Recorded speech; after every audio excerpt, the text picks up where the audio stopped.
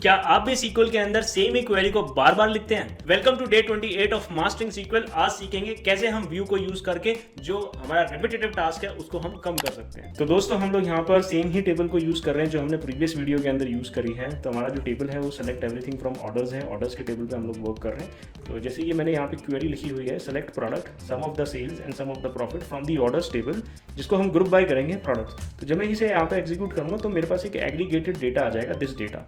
अब मैं चाहता हूँ कि इस टेबल को मैं स्टोर कर लूँ, ठीक है। तो अब हम यहाँ पे व्यूज़ की अंडरस्टैंडिंग को समझेंगे। तो मैं सेम ही फॉर्मेट है कि जैसे हमने प्रीवियस टेबल्स में भी देखा, वीडियोस में देखा कैसे टेबल को क्रिएट करते हैं। तो आप करेंगे क्रिएट व्यू, राइट। उसमें हम क्या करते हैं, create table, then the table name, यहाँ पे व्यू का नाम, एंड उसके बाद यहाँ पर एज करके आप क्वेरी लिखेंगे। तो जब मैं इसे यहाँ पर एग्जीक्यूट कर दूंगा तो ये एग्जीक्यूट हो चुकी है। उसके बाद जब मैं सेलेक्ट कमांड को रन करूँगा फ्रॉम, कहाँ से मैं इससे, राइट।